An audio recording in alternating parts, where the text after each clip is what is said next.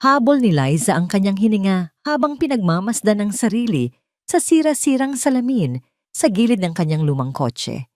Ang refleksyon ng marangyang pangalan ng Restaurant La Perla ay nagniningning sa likuran niya na parang mga bituin mula sa ibang mundo. Sa loob ng sasakyan, amoy luma at gasolina. Sa labas, halimuyak ng mamahaling pabango at pangakong hindi para sa kanya. Kaya mo to, Liza.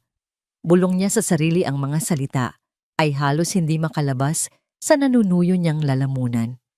Ang kanyang mga kamay na sanay sa paglilinis at pagbubuhat ay nanginginig habang hinahaplos ang malambot na tela ng kulay asul na bestidang suot niya.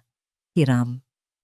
Hiram lang ito mula kay Joy, ang kanyang matalik na kaibigan na halos itulak siya palabas ng pinto kanina. Isang gabi lang, Liza. Bigyan mo naman ng chance ang sarili mo. Hindi ka habang buhay magiging tagapag-alaga ng mansyon ng iba. Ang boses ni Joy ay umalingaw-ngaw sa kanyang isipan, kasabay ng malakas na kabog ng kanyang dibdib. Sa loob ng 3 taon ang mundo niya ay umikot lamang sa loob ng mansyon ng mga kastilyo. Ang bawat sulok ng malapalasyong bahay na yon ay kabisado niya, ngunit ang mundo sa labas nito ay isang lugar na banyaga. At ngayon, narito siya sa isa sa pinakamahal na restaurant sa Maynila. May 500 piso sa pitaka at isang pusong puno ng takot at pag-asa. Humugot siya ng malalim na hininga, binuksan ang pinto ng kotse at humakbang palabas. Agad siyang sinalubong ng malamig na hangin ng gabi at ng mapanuring tingin ng balay na kumuha ng kanyang lumang sasakyan. Ngumiti si Liza isang pilit na ngiti na alam niyang hindi umabot sa kanyang mga mata. Pakiramdam niya ay isa siyang magnanakaw na nagpapanggap sa isang palasyo. Ang loob ng La Perla ay higit pa sa kanyang inaasahan. Ang sahig ay kumikinang na parang salamin, ang mga chandelier ay kumikislap na parang mga diamante. At ang mahinang tunog ng piano ay dumadaloy sa hangin kasama ng halakhak ng mga eleganteng panauhin. Naramdaman niya ang pag-urong ng kanyang sikmura. Ang lahat ng tao ay mukhang perpekto ang kanilang mga damit alahas at ang paraan ng paghawak nila sa kanilang mga kopita ng alak. Samantalang siya suot ang bestidang medyo maluwag sa baywang at sapatos na masakit sa sakong. "Good evening, ma'am. Do you have a reservation?" Tanong ng isang lalaking nakauniporme sa entrada. Ang ngiti nito ay magalang ngunit ang mga matay mapanuri. "Ah, oo. May hinihintay ako. Si Ian?" Sagot ni Liza, ang boses niya ay halos pabulong. "Sa table daw sa tabi ng bintana." "This way, ma'am," sabi ng lalaki, at sinundan siya ni Liza. Bawat hakbang ay tila isang pagsubok.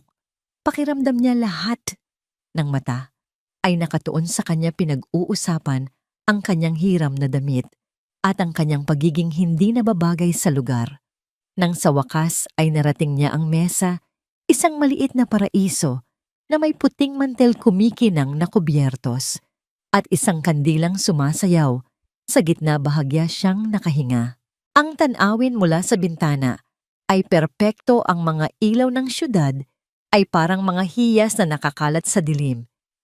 Umupo siya nang may pag-iingat inilapag ang kanyang maliit na bag sa kanyang kandungan at tiningnan ang kanyang luma at gasgas na cellphone. 7:58 p.m. 2 minuto na lang. Sa loob ng 2 linggo, si Ian ang naging liwanag sa kanyang nakakapagod na araw. Ang kanilang pag-uusap sa dating app ay puno ng tawanan at matatamis na pangako. Isang binatang masipag, sabi niya, isang simpleng tao na nangangarap din, at pinangakuan siyang dadalhin sa isang magandang lugar. Hindi inakala ni Liza na ganito kaganda. Lumipas ang 8:00. Walang Ian. "Tubig po, ma'am," tanong ng waiter. Tumango siya. Ang pag-inom sa malamig na tubig ay bahagyang nagpakalma sa kanyang nerbiyos. Baka traffic lang, pilit niyang kinukumbinsi ang sarili. O baka nahirapan lang mag-park. 8:15 p.m. Ang mga paru-paro sa kanyang tiyan ay unti-unting naging maliliit na bato. Nagsimula siyang paglaruan ng panyo sa kanyang kandungan. Ang mga magkasintahan sa paligid niya ay nagtatawanan naglalambingan. Isang matinding kirot ng inggit ang tumusok sa kanyang puso. 8:30 p.m. Ang waiter ay bumalik. Gusto niyo na po bang umorder, ma'am? Mamaya na lang. Hinihintay ko pa. Kasi yung kasama ko. Sabi niya pilit nang ngumingiti. Ang nangiting iyon ay parang basag na salamin sa kanyang mukha. Ang pag-asa ay dahan-dahang nagiging kahihiyan. Ang bawat pagdaan ng waiter, ang bawat sulyap mula sa ibang mesa ay parang mga karayom na tumutusok sa kanyang balat. Kinuha niya ang kanyang telepono, umaasang may mensahe. Wala. Ang huling text ni Ian ay mula pa kahapon, "See you tomorrow, beautiful. Can't wait." Ang mga salitang nagpakilig sa kanya noon ay tila isang malupit na biro ngayon. 9:11 p.m. Tanggap na niya. Hindi na ito darating. Ang pangarap ng isang gabing puno ng mahika ay naging isang bangungot ng pag-iisa. Ang mga luha ay nagsimulang mamuo sa kanyang mga mata, pero pinigilan niya ito. Hindi dito. Hindi niya ipapakita sa kanila na nasasaktan siya. Tumayo siya, nanginginig ang mga tuhod. Dinampot niya ang kanyang bag at nagsimulang maglakad patungo sa labasan na kayuko ang ulo. Ang bawat hakbang ay isang bigat. Gusto na lang niyang makarating sa kanyang kotse, magkulong sa kanyang maliit na kwarto at umiyak hanggang sa maubos ang kanyang luha. Nang malapit na siya sa pinto, isang matangkad at guwapong lalaki ang pumasok. Ang mga mata nila ay nagtama. Pamilyar ang mukha nito, ang buhok, ang tindig, ang paraan ng pagtingin. Si Ian. Isang kislap ng pag-asa ang sumilay sa puso ni Liza. Baka naligaw lang siya. Baka ngayon lang siya nakarating. Ngumiti siya, isang maliit nanginginig na ngiti. Pero ang ngangiti ay naglaho nang makita niya ang reaksyon sa mukha ni Ian. Ang pagkilala sa mga mata nito ay mabilis na napalitan ng pagkadismaya na sinundan ng isang hindi maitatagong pandidiri. Tiningnan siya ni Ian, mula ulo hanggang paa, ang kanyang hiram, na damit, ang kanyang murang sapatos, ang kanyang pag-asang nakapinta sa kanyang mukha. Umiling ito, nang bahagya isang halos hindi mahahalata, ngunit napakasakit na kilos, at walang salitang tumalikod, at mabilis na lumabas ng restaurant. Gumuho ang mundo ni Liza. Ang kahihiyan ay isang alon na lumunod sa kanya. Nangyari ito nang napakabilis, napakatahimik, ngunit ang sakit ay mas malakas pa sa isang sigaw. Ang lahat ng tao sa paligid ay nagpatuloy sa kanilang ginagawa, walang kamalay-malay sa tahimik na pagdurog ng kanyang puso. Nakatayo lang siya roon, hindi makagalaw, nang may isang malamig at matinis na boses ang bumasag sa kanyang pagkatulala. "Nawawala ka yata, miss." Napalingon si Liza. Isang babaeng nakasuot ng isang eleganteng itim na bestida ang nakatayo sa tabi ng mesa na dapat sana ay para sa kanila ni Ian. Ang kanyang mga alahas ay kumikinang at ang kanyang namamangiti ay kasing perpekto at kasing lamig ng yelo. Hindi po, nauutal na sagot ni Liza. "Paalis na rin ako." "Talaga?" Sabi ng babae, tinaasan siya ng kilay. Tiningnan din siya nito mula ulo hanggang paa, pero ang tingin nito ay mas masahol pa kaysa kay Ian. Ito ay tingin ng isang reyna sa isang pulubi. "Pasensya na po, pero mukhang hindi ito ang lugar para sa mga katulad mo." Ang bawat salita ay isang sampal. Naramdaman ni Liza na namumula ang kanyang pisngi. Wala siyang lakas na sumagot. Gusto na lang niyang maglaho. Ngumiti ang babae, isang nangiting puno ng tagumpay. "Actually, may hinihintay din ako dito. Baka nakita mo na siya." Umiling si Liza. "Hinihintay ko si Daniel." Patuloy ng babae at ang bawat salita ay parang patalim. "Daniel Castillo, baka kilala mo." Sa pagbanggit ng pangalang yon, nanigas si Liza sa kanyang kinatatayuan. Daniel Castillo. Ang kanyang amo. ang may-ari ng mansyon na nililinis niya araw-araw. Ang lalaking halos hindi siya tinitingnan sa mata. Ang babae si Bianca na aalala niya ngayon mula sa mga larawan sa mansyon ay tumawa ng mahina na aninag ang gulat at takot sa mukha ni Liza. Malinaw na nasisiyahan ito sa epekto ng kanyang mga salita. Ito pala ang mundo ng kanyang amo, isang mundong kayang dumurog sa mga tulad niya ng walang kahirap-hirap. Habang nakatayo si Liza roon, paralisado sa pagitan ng kahihiyan at gulat, ang mabigat na pinto ng La Perla ay muling bumukas. Isang pamilyar na anino ang tumama sa sahig. Isang presensyang hindi niya maaring pagkamalan. Pumasok si Daniel Castillo. Ang kanyang mga mata ay agad na naglakbay sa kabuuan ng silid at huminto ito nang makita ang eksena sa harap niya, si Bianca nakatayo na parang isang mananagit na ibon at si Liza ang kanyang tagapaglingkod na nanginginig at wasak sa gitna ng lahat. Ang hangin sa La Perla ay tila biglang nanigas. Ang mahinang tugtog ng piano ay naputol at ang bulungan ng mga tao ay tila humina at naging isang hindi maintindihang ugong. Lahat ng atensyon ay natuon sa 3 taong nakatayo malapit sa entrada. Bianca, tama na yan. Ang boses ni Daniel Castillo ay hindi malakas, ngunit puno ito ng bakal na awtoridad, malamig at matalim na parang patalim. Bumasag ito sa paghahari-harian ni Bianca at sa pagkakagapi ni Liza. Napalingon si Bianca na may halong gulat at inis. Ang kanyang perpektong nangiti ay biglang naglaho. Daniel, darling, you're here. Hindi ko alam na. Sinabi ko tama na. Pag-uulit ni Daniel ang kanyang mga mata ay madilim at hindi matinag. Hindi niya tiningnan si Bianca. Ang kanyang tingin ay nakatuon kay Liza, sa nanginginig nitong mga kamay, sa mga luhang namumuo, sa gilid ng kanyang mga mata, sa wasak na ekspresyon sa kanyang mukha. Isang damdamin na hindi pa niya naramdaman noon, isang mabangis na proteksyon ang biglang umalab sa kanyang dibdib. Ano bang pinagsasabi mo, Daniel? Sabi ni Bianca pilit na tumatawa, ngunit may bahid ng kaba sa kanyang boses. Kinakausap ko lang naman ang katulong mo. Mukhang naliligaw yata siya. Sa salitang katulong, lalong nagdilim ang mukha ni Daniel. Dahan-dahan siyang humakbang hindi para lapitan si Bianca, kundi para tumayo sa pagitan nito at ni Liza na parang isang pader na nagpoprotekta. Ang pangalan niya ay Liza.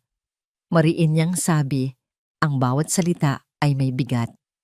At wala kang karapatang yurakan ang pagkatao niya sa harap ng maraming tao. Natigilan si Bianca.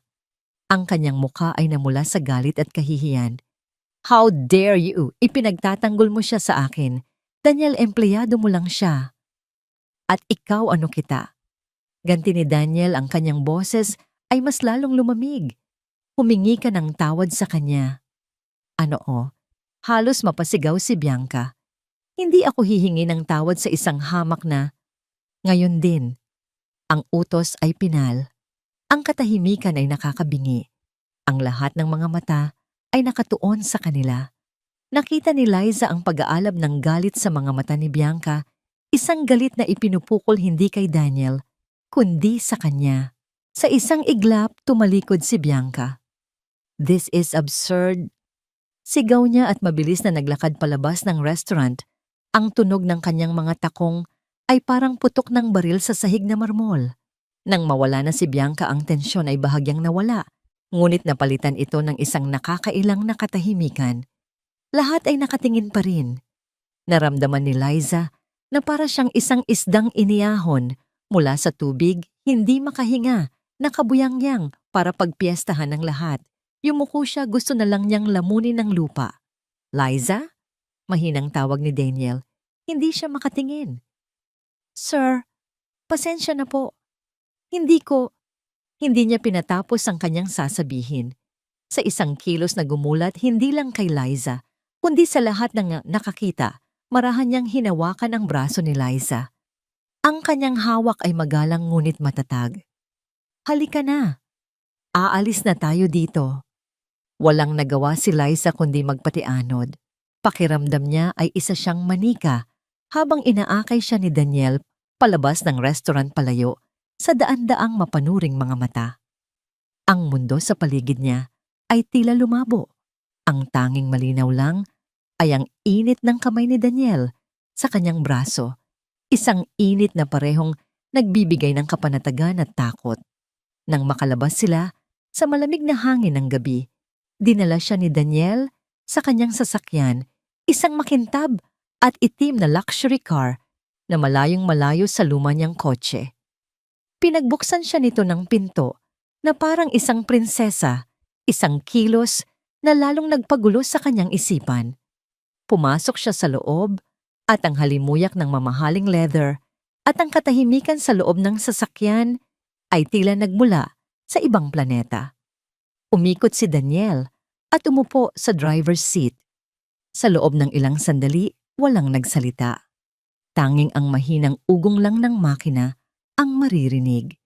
Hindi na natiis ni Liza ang katahimikan. "Sir, pasensya na po talaga sa gulo. Hindi ko po sinasadya. Aalis na rin po sana ako nang dumating kayo. Hindi na po mauulit."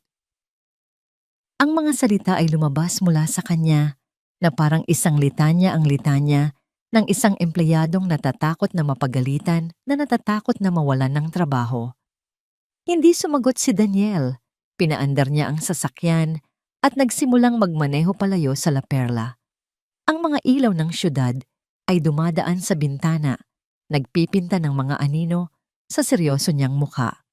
Liza sa wakas ay sabi niya, ang kanyang boses ay kalmado na, ngunit may bahid pa rin ng galit. Walang sir ngayong gabi. Napatingin si Liza sa kanya naguguluhan. Hindi ka dapat humihingi ng tawad. Patuloy ni Daniel ang kanyang mga kamay ay mahigpit na nakahawak sa manibela. Wala kang ginawang masama. Ako ang dapat humingi ng paumanhin. Hindi ko alam na ganito pala kababaw ang mga taong nakapaligid sa akin. Huminga siya ng malalim. Galit ako, Liza. Galit ako sa paraan ng pagtrato nila sa'yo.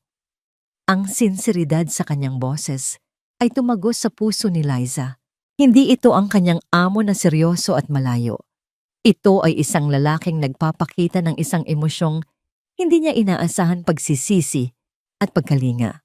Bakit po halos pabulong niyang tanong, bakit niyo po ginawa yon? Ibinaling ni Daniel ang tingin sa kanya saglit bago ibalik sa daan. Dahil mali ang ginagawa nila at dahil nakikita kita, Liza. Napakkunot ang noo ni Liza. Po, sa mansyon, paglilinaw niya. Sa loob ng 3 taon, akala mo siguro hindi kita napapansin. Pero nakikita kita. Nakikita ko kung paano ka kumanta ng mahina habang naglilinis ng mga bintana. Nakikita ko kung paano mo inaayos ang mga bulaklak sa florera na parang mga kayamanan. Nakikita ko ang pagod sa mga mata mo sa pagtatapos ng araw, pero ngumingiti ka pa rin kapag may nakakasalubong ka. Huminto ang sasakyan sa tapat ng isang traffic light. Humarap si Daniel sa kanya at sa liwanag na nagmumula sa poste, nakita ni Liza ang isang bagay sa mga mata nito na hindi niya pa nakikita. Dati isang lambot, isang kahinaan, isang matinding interes. Higit pa sa isang empleyado ang tingin ko sa'yo, Liza. Matagal na. Ang pag-amin na yon ay parang isang kidlat na tumama kay Liza. Ang kanyang puso ay nagsimulang tumibok ng sobrang bilis na halos hindi na siya makahinga. Ang lahat ng kanyang iniisip ang kahihiyan, ang sakit na dulot ni Ian at Bianca, ay biglang naglaho na palitan ng isang bagong damdamin na mas nakakatakot at mas nakakapanabik. Ipinagpatuloy ni Daniel ang pagmamaneho hanggang sa marating nila ang maliit at simpleng apartment building kung saan siya nakatira. Ang marangyang sasakyan ay tila isang alien sa gitna ng mga lumang bahay at makipot na kalye. Nandito na tayo, sabi ni Daniel. Salamat po. Sabi ni Liza ang kanyang kamay ay nanginginig habang inaabot ang handle ng pinto. Gusto na niyang bumaba, tumakbo at magtago. Ang lahat ay masyadong mabilis, masyadong nakakalito. Bubuksan na sana niya ang pinto nang maramdaman niyang muli ang hawak ni Daniel. Pero sa pagkakataong ito, hindi sa kanyang braso, kundi sa kanyang kamay. Marahan itong kinuha ang kamay niya, ang init ng palad nito ay bumalot sa kanya. Ang kanyang kamay na medyo magaspang dahil sa trabaho ay tila nawala sa loob ng malambot at malakas na kamay ni Daniel.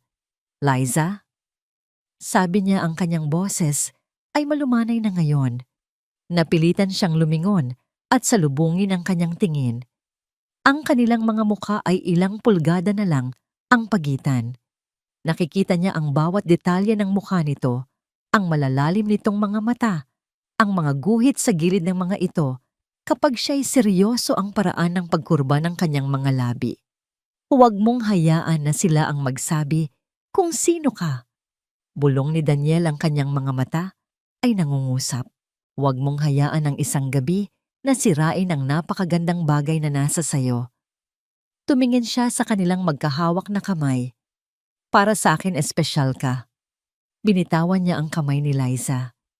Ang biglaang pagkawala ng kanyang init ay nag-iwan ng kakaibang pakiramdam sa balat niya. Nakatulala lang si Liza, hindi makapagsalita. "Magpahinga ka na," sabi ni Daniel, isang maliit na ngiti ang sumilay sa kanyang mga labi. Tumango si Liza, bumaba ng sasakyan na parang nasa panaginip. Narinig niyang isinara ang pinto. Hindi siya lumingon hanggang sa marinig niya ang pag-alis ng sasakyan. Naiwan siyang nakatayo sa gilid ng kalsada sa ilalim ng isang nag-iisang ilaw ng poste. Ang malamig na simoy ng gabi ay yumakap sa kanya, ngunit ang tanging nararamdaman niya ay ang multo ng init ng kamay ni Daniel sa kanyang palad. Habang pinapanood niya ang pulang ilaw ng sasakyan na unti-unting naglalaho sa dilim, isang tanong ang umikot sa kanyang isipan, isang tanong na parehong nagbigay sa kanya ng pag-asa at takot. Ano na ang mangyayari bukas? Kinabukasan, pumasok si Liza sa mansyon na may dalang bigat sa kanyang dibdib na mas mabigat pa sa dala-dala niyang bag. Ang bawat hakbang sa makintab na sahig ay isang pagsubok. Inaasahan niyang babalik na sa dati ang lahat, na ang gabi ng Biyernes ay isa lang kakaibang panaginip, isang paglihis mula sa normal na takbo ng kanilang magkaibang mundo. Inaasahan niyang sasalubungin siya ng karaniwang katahimikan, ng malayo at propesyonal na "Good morning, Liza," mula kay Daniel, kung magkakasalubong man sila bago ito mawala sa loob ng opisina nito. Ngunit hindi katahimikan ang sumalubong sa kanya sa kusina. Nakatayo roon si Daniel, nakasandal sa kitchen counter, suot ang isang simpleng gray na t-shirt at jogging pants. May hawak siyang 2 tasa ng kape. Ang amoy ng bagong timplang kape ay bumalot sa buong silid, pero hindi iyon ang nagpatigil sa paghinga ni Liza. Ito ang paraan ng pagtingin ni Daniel sa kanya. Wala na ang distansya, wala na ang pader sa pagitan ng amo at empleyado. Ang kanyang mga mata ay puno ng init at may isang maliit na ngiti sa kanyang mga labi na para bang may isang sikreto silang dalawa lang ang nakakaalam. "Good morning." Bati niya, ang kanyang boses ay malalim at bahagyang paos sa umaga. Inabot niya ang isang tasa kay Liza. "Alam kong gusto mo ng isang kutsarang asukal lang." Natigilan si Liza, nakatitig sa tasang inaabot sa kanya. Paano niya nalaman? Sa loob ng 3 taon, siya ang laging nagtitimpla ng kape nito, ngunit hindi niya inakala na napapansin nito kung paano niya tinitimpla ang para sa kanya. Ang maliit na detalyeng iyon ay isang malakas na sampal ng katotohanan. Hindi nga siya invisible sa mga mata nito. "Sir, ako na po dapat ang..." Nauutal niyang sabi, ang kanyang mga kamay ay hindi malaman kung abutin ba ang tasa o hindi. Ang salitang "sir" ay lumabas sa kanyang bibig dahil sa nakasanayan, isang kalasag na ginagamit niya para protektahan ang sarili. Liza, malumanay, ngunit mariin na pagtatama ni Daniel. Daniel. Just Daniel. Hinawakan niya ang kamay ni Liza At marahang inilagay dito ang tasa. At hindi ka na magtitimpla ng kape para sa akin. Simula na ngayon, sabay na tayong magkakape. Ang init ng porselanang tasa ay gumapang sa kanyang mga daliri, kasabay ng kuryenteng dulot ng saglit na pagdampi ng kanilang mga balat. Napatango na lang si Liza, hindi makapagsalita, habang pinapanood si Daniel na sumimsim mula sa sarili nitong tasa. Ang mga mata nito ay hindi humihiwalay sa kanya. Ang kusina na dating lugar lang ng kanyang trabaho ay biglang naging isang entablado para sa isang bawal at nakakakilig na dula. Ang mga sumunod na araw ay naging isang sayaw ng pagnanakaw ng sandali. Ang buong mansyon ay naging kanilang palaruan at bilangguan. Nagtatrabaho si Liza gaya ng dati, nililinis ang mga silid, pinupunasan ang mga kasangkapan, ngunit ang lahat ay may bagong kahulugan. Bawat sulok ay may potensyal na maging tagpuan. Isang hapon, habang nag-aayos siya ng mga libro, sa napakalawak na aklatan, pumasok si Daniel. Isinara niya ang mabigat na pinto na gawa sa nara at ang tunog ng pag-lock nito ay umalingaw-ngaw sa katahimikan at sa puso ni Liza. Walang nagsalita. Lumapit lang ito sa kanya, inagaw ang librong hawak niya at marahang inilapag sa mesa. Hinawakan niya ang magkabilang pisngi ni Liza at hinalikan siya, isang halik na nag-aapoy sa pinigilang pagnanasa, isang halik na nagsasabing, "Sa akin ka." Ang kanilang mga lihim na pagtatagpo ay naging hangin na kanyang hinihinga. Isang mabilis na paghawak sa kamay sa madilim na pasilyo. Isang kindat mula sa kabilang dulo ng hapagkainan habang pinagsisilbihan niya ang mga bisita nito. Isang sticky note na may nakasulat na, "You look beautiful today," na itinatago nito sa ilalim ng unan na kanyang inaayos. Gabi-gabi kapag ang buong bahay ay tahimik na at ang lahat ng ibang katulong ay natutulog na, dahan-dahan siyang lumalabas sa kanyang silid. Naghihintay si Daniel sa kusina. Sa unang pagkakataon, hindi bilang amo, kundi bilang isang lalaking nagluluto ng hapunan para sa babaeng minamahal. Adobong manok, sinigang na hipon, mga simpleng pagkaing Pilipino na alam niyang paborito ni Liza. Habang kumakain sila sa ilalim ng mahinang ilaw ng kusina, doon sila tunay na nag-uusap, tinatanggal ang mga maskarang suot nila sa umaga.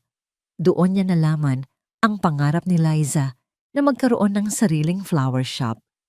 Doon nalaman ni Liza ang kalungkutan ni Daniel sa kabila ng yaman nito. Ngunit ang kanilang paraiso ay may mga ahas at ang pinakamapanganib ay si Consuelo. Si Consuelo ang pinakamatagal na kasambahay sa mansyon, mas matagal pa kay Daniel. Ang kanyang katapatan ay wala kay Daniel, kundi sa ina nito, kay Doña Victoria. Siya ang reyna ng mga kasambahay, may mga matang mapanuri na parang agila at manipis na mga labi na laging tila may pinipigilang komento. Mula nang magbago ang lahat, naramdaman ni Liza ang pagbabantay ni Consuelo. Ang bawat kilos niya ay sinusukat, bawat ngiti niya ay sinusuri. Isang gabi habang naghahapunan sila ni Daniel sa kusina, hindi napigilan ni Liza ang maiyak. "Hindi ko alam kung tama to, Daniel," humihikbi niyang sabi. "Natatakot ako. Paano kung malaman nila? Paano kung isipin ng lahat na ginagamit lang kita? Ako lang si Liza." Ang sakit ng pagiging si Liza lang ay bumalik. Ang alaala ng La Perla ng pandidiri sa mga mata ni Ian at Bianca ay muling sumariwa. Hinawakan ni Daniel ang kanyang kamay. Hinaplos ang kanyang pisngi para punasan ang kanyang mga luha. "Hindi ka si Liza lang," mariin niyang sabi. "You are everything." Eng lambing sa kanyang boses ay sapat na para bahagyang kumalma ang kanyang puso. Ngunit nang iangat niya ang kanyang tingin, nakita niya ito. Isang anino sa bahagyang nakabukas na pinto ng kusina. Nakatayo roon si Consuelo. Hindi niya alam kung gaano na ito katagal doon, ngunit ang nakita niya sa mga mata nito ay sapat na. Walang gulat, walang tanong, tanging isang malamig na paghuhusga, isang tingin na nagsasabing, "Alam ko na." Hindi ito nagsalita. Marahan lang itong tumalikod at naglaho sa dilim na parang isang multo. Ngunit ang lamig na iniwan nito ay nanatili gumapang sa buong katawan ni Liza. Napansin ni Daniel ang biglaang pamumutla niya. Anong problema? Wala. Pagsisinungaling niya, ayaw niyang sirain ang kanilang sandali. Ngunit alam niyang nagsimula na ang pagbilang. Ang kanilang lihim na mundo ay may lamat na. Sa kabilang bahagi ng mansyon sa loob ng maliit niyang silid, kinuha ni Consuelo ang kanyang lumang telepono. Ang kanyang mga daliri ay hindi nanginginig habang pinipindot ang isang numerong matagal na niyang kabisado. Dinikit niya ang telepono sa kanyang tainga at nang may sumagot sa kabilang linya ang kanyang boses ay mahina, ngunit puno ng lason. Senyora Victoria, bulong niya. Sa tingin ko, kailangan niyo nang umuwi.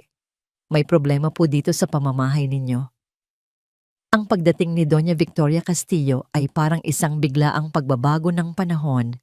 Isang umaga ang mansyon ay payapa at puno ng lihim na pag-ibig. Kinahapunan isang malamig na hangin ang umihip nagdadala ng amoy ng bagyo. Dumating siya nang walang pasabi sakay ng isang itim na Mercedes na kasing itim ng kanyang damit ang kanyang muka ay isang perpektong maskara ng aristokratikong pagkayamot. Sinalubong siya ni Consuelo sa entrada, yumukod ng may perpektong paggalang na tila isang alipin sa kanyang reyna. Maligayang pagbabalik, senyora. Nasaan siya? Iyon lang ang tanong ni Victoria. Ang kanyang boses ay manipis at matigas na parang yelo. Hindi niya kailangang sabihin kung sino ang tinutukoy. Nasa hardin po, senyora. Nag-aayos ng mga rosas. Sagot ni Consuelo, isang bahagyang nangiti ng tagumpay ang sumilay sa kanyang mga labi bago ito mabilis na naglaho. Naglakad si Doña Victoria patungo sa hardin na parang isang general na susuriin ang kanyang mga tropa. Bawat hakbang niya sa makintab na sahig ay may bigat at awtoridad. Nakita niya si Liza roon nakaluhod sa lupa, suot ang simpleng damit pantrabaho. Ang buhok ay nakatali sa isang magulong bun. Pawisan ito at may kaunting dumi sa pisngi, ngunit masaya. Ang paraan ng paghaplos nito sa mga talulot ng rosas ay puno ng pagmamahal, isang bagay na kinamuhian ni Victoria sa unang tingin. Maganda ba ang mga bulaklak ko? Tanong ni Victoria. Napatalon si Liza sa gulat at mabilis na tumayo, pinapagpagan ng kanyang mga kamay sa kanyang damit. Senyora Victoria, kakararating niyo lang po. Hindi po namin alam na darating kayo.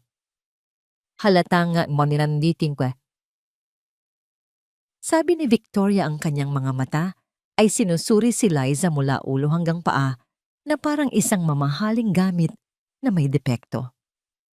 Mukhang naging kampante ka na masyado sa pamamahay ko.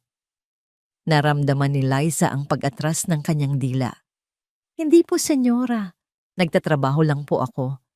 Trabaho ulit ni Victoria na may halong pang-aalipusta. Anong klaseng trabaho? Ang pag-akit sa anak ko, trabaho ba yon? Ang mga salita ay tumama na parang sampal. Namula ang mukha ni Liza. Wala po kayong karapatang sabihin yan. Wala akong karapatan. Tumawa si Victoria, isang tawang walang kagalakan. Ako ang nagmamay-ari ng bawat bagay na nakikita mo, kasama na ang bubong na sinisilungan mo. Huwag na huwag mong kakalimutan kung saan ka lulugar, muchacha. Sa mga sumunod na araw, ginawang impyerno ni Doña Victoria ang buhay ni Liza. Ang bawat kilos ni Liza ay binabantayan, bawat gawain ay pinupuna. Inutusan niya si Liza na linisin ang mga chandelier gamit ang isang maliit na basahan, isang trabahong aabutin ng buong araw. Ipinakuskus niya ang sahig na marmol gamit ang sipilyo hanggang sa manghina ang mga braso ni Liza. Ginawa niya ang lahat para iparamdam kay Liza na siya ay basura, isang dumi na kailangang alisin. Pinapanood ni Daniel ang lahat nang may papalaking galit. Matigilan mo na yan, sabi niya isang gabi nang magkaharap sila sa sala. Alam ko ang ginagawa mo. Talaga? At ano sa tingin mo ang ginagawa ko, Daniel? Tanong ng kanyang ina, kalmado pa rin. Pinoprotektahan ko lang ang pamilya natin mula sa mga ahas na gumagapang papasok sa ating hardin. Hindi ahas si Liza, at kung mayroon mang lason sa bahay, na to ikaw ang nagdala. Sigaw ni Daniel, ang kanyang pagtitimpi ay tuluyan nang nawala. Ang pagtatalo nila ay naging isang digmaan na yumanig sa buong mansyon. Ngunit hindi nagpatinag si Doña Victoria. Alam niyang may isang paraan para tuluyang sirain si Liza. Isang hapon, ipinatawag niya si Liza sa formal na sala kung saan nakadisplay ang mga mamahaling porselana at mga antigong kasangkapan. Nakaupo si Doña Victoria sa isang siliyang parang trono. May hawak na isang tasa ng tsa. Si Consuelo ay nakatayo sa likuran niya na parang isang anino. Maupo ka, utos ni Victoria. Umupo si Liza sa dulo ng sofa. Pakiramdam niya ay isa siyang kriminal na hahatulan. Alam mo, Liza, simula ni Victoria ang kanyang boses ay mapanlinlang na malumanay. May mga bagay sa mundong ito na may kanya-kanyang lugar. Ang mga diamante ay para sa leeg ng mga reyna. Ang putik ay para sa paa ng mga magsasaka. Hindi sila maaring paghaluin. Hindi ko po maintindihan, sabi ni Liza bagamat alam na alam niya kung ano ang ibig sabihin nito. Simple lang ang gusto kong sabihin, sabi ni Victoria, inilapag ang kanyang tasa. Magkano't napakunot ang noo ni Liza? Po, magkano ang kailangan mo para layuan mo ang anak ko? 5 milyon, 10 milyon. Sabihin mo lang ang presyo mo. Lahat naman ng tulad mo may presyo. Isang matinding galit ang pumuno sa dibdib ni Liza, isang galit na nagpawalang bisa sa kanyang takot. Tumayo siya. Wala akong presyo, senyora, at ang pagmamahal ay hindi nabibili. Pag-ibig, halos mabulunan si Victoria sa pagtawa. Huwag kang magpatawa, bata. Ang tawag dyan ay ambisyon. Ang tawag dyan ay pagnanasa sa yaman na hindi sayo. Nagkakamali po kayo. Mariing sagot ni Liza, ang kanyang boses ay nanginginig ngunit buo. Mahal ko si Daniel at mahal niya ako at walang kahit anong halaga ng pera ang makakapagpabago nun. Ang katapangan sa sagot ni Liza ang huling dayami. Ang maskara ng kalmado ni Doña Victoria ay nabasag. Ang kanyang mukha ay naging isang anyo ng purong galit. Mabilis siyang tumayo, kinuha ang kanyang baso ng malamig na tubig mula sa mesa.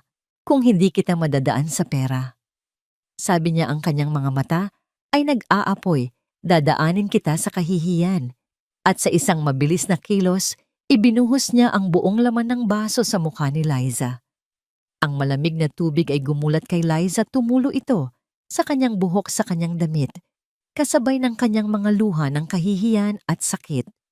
Nanigas siya, hindi makapaniwala sa nangyari. Iyan ang babala ko sa'yo. Bulong ni Doña Victoria, ang kanyang mukha ay malapit na malapit kay Liza, ang kanyang hininga ay amoy tagumpay. Lumayo ka sa anak ko, kung ayaw mong mas malala pa dyan, ang danasin mo. Nakatayo si Consuelo sa likuran, isang demonyong nangiti ang nakapinta sa kanyang mukha. Sa sandaling iyon, ang mabigat na pinto ng sala ay bumukas. Nakatayo roon si Daniel. Ang kanyang mukha ay payapa. Nang pumasok siya, ngunit nang makita niya ang eksena, sa harap niya si Liza basang-basa at umiiyak. At ang kanyang ina, nakatayo na parang isang nagwaging halimaw na may hawak na basong walang laman. Ang kanyang mukha ay nag-iba. Ito ay naging isang bagyo ng galit na handa ng manalasa. Ang sampal ng katahimikan matapos ang pagpasok ni Daniel ay mas malakas pa sa sigaw. Ang kanyang mga mata na karaniwang kalmado ay nag-aalab ngayon na parang dalawang nagbabagang uling. Dahan-dahan niyang tiningnan ang basang damit ni Liza, ang bakas ng luha sa pisngi nito, ang basong hawak ng kanyang ina at ang mapanuksong ng ngiti sa mukha ni Consuelo. Walang kailangang magpaliwanag. Ang eksena ay nagsasalita para sa sarili nito. Anong ginawa mo? Tanong ni Daniel, ang kanyang boses ay mahinahon sa isang paraan na mas nakakatakot pa kaysa sa isang sigaw.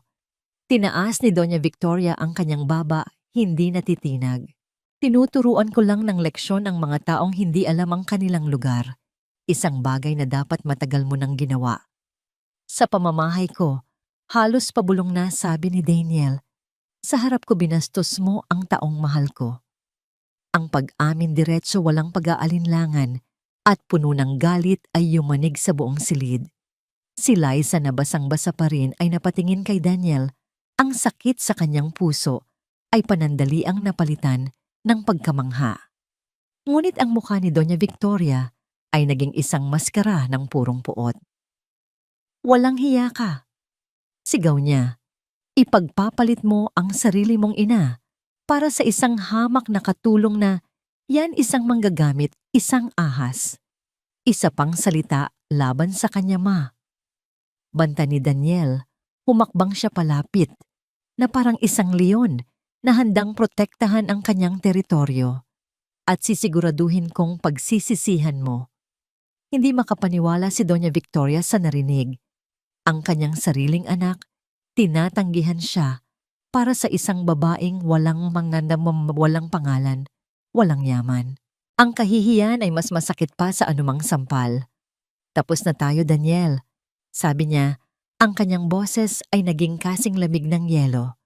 Huwag kang iiyak sa akin kapag tinuklaw ka na ng ahas na inaalagaan mo. Mabilis siyang tumalikod at nagmarcha palabas ng mansyon ng kanyang bawat hakbang ay isang sumpa. Naiwan ng isang nakakabinging katahimikan.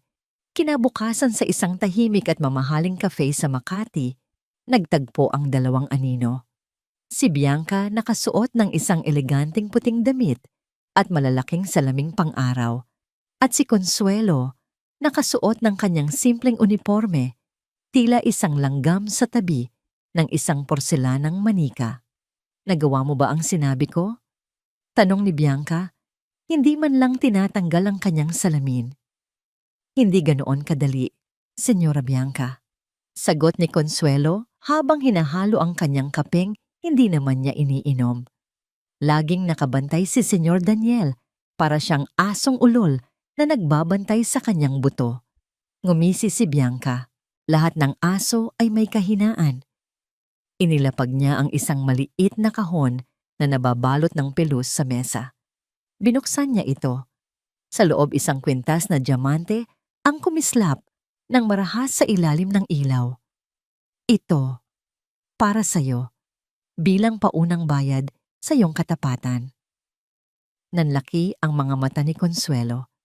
Hinaplos niya ang mga diamante na parang isang banal na bagay. Salamat po, senyora.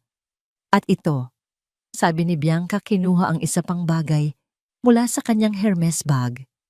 Isang pulseras na diamante, mas malaki, mas nakakasilaw at mas pamilyar.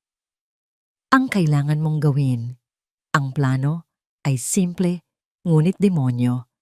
Si Liza ay may isang luma at sira-sirang handbag na laging iniiwan sa kanyang maliit na aparador sa silid ng mga katulong-o. Doon itatago ni Consuelo ang pulseras. Siguraduhin mong maraming makakakita kapag natagpuan mo yan, utos ni Bianca. Gusto kong makita siyang mapahiya. Gusto kong makita siyang palayasin sa mansyon na parang isang maruming daga. Para po sa pamilya Castillo. Sabi ni Consuelo, ang kanyang mga mata ay nagniningning sa kasakiman at galit. Para sa kanya, si Liza ay isang dayuhan na sumira sa kaayusan ng mundong matagal na niyang pinagsisilbihan. Nang gabing iyon, habang si Liza ay abala sa paghahanda ng hapunan, dahan-dahang pumasok si Consuelo sa silid ng mga katulong. Ang kanyang mga kilos ay tahimik at sanay. Binuksan niya ang aparador ni Liza. Kinuha niya ang luma at kupas na handbag, isang bagay na sumisigaw ng kahirapan. At sa loob nito, sa ilalim ng isang lumang panyo at ilang barya, maingat niyang inilagay ang kumikinang na pulseras na diamante. Isinara niya ang aparador, walang bakas, walang ingay. Isang perpektong patibong. Kinabukasan ng hapon, ang katahimikan ng mansyon ay biglang binasag ng isang malakas at puno ng pagkataranta na sigaw. Ang pulseras ko nawawala. Si Bianca ay naroon bisita ni Daniel para sa isang business meeting na siya mismo ang nagpumilit na ganapin.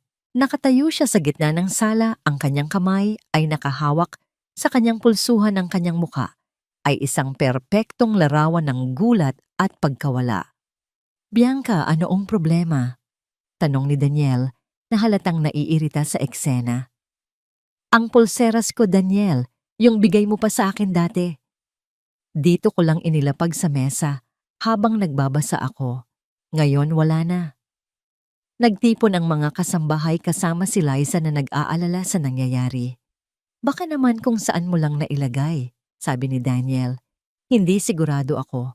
May kumuha, sigaw ni Bianca, ang kanyang mga mata ay maingat na tumingin sa direksyon ng mga kasambahay. Dito na pumasok si Consuelo. Ang kanyang mukha ay puno ng pekeng pag-aalala. Senyora Bianca, nakakasiguro po ba kayo? Oo, at kailangan itong mahanap. Kung ganoon po, sabi ni Consuelo, ang kanyang boses ay mababa at puno ng pag-aatubili na para bang ayaw niyang sabihin ang susunod. Siguro po, para malinis ang pangalan ng lahat, marahil ay dapat nating tingnan ang mga gamit ng bawat isa. Isang nakakabinging katahimikan ang sumunod. Tumingin si Daniel kay Consuelo na may pagdududa, ngunit si Bianca ay mabilis na sumang-ayon. Tama, iyan ang dapat nating gawin. Simulan niyo na. Walang nagawa ang mga kasambahay kundi sumunod. Isa-isang binuksan ang kanilang mga bag sa harap ng lahat. Walang nakita. Ang tensyon ay tumitindi. Ikaw, sabi ni Consuelo, ang kanyang tingin ay tumama kay Liza na parang isang palaso. Ang bag mo nasaan? Nasa silid po namin, nanginginig na sagot ni Liza. Kunin mo. Ang bawat hakbang ni Liza papunta sa kanilang silid ay parang isang paglalakbay patungo sa bitayan. Hindi niya maintindihan kung bakit siya kinakabahan. Wala siyang tinatago.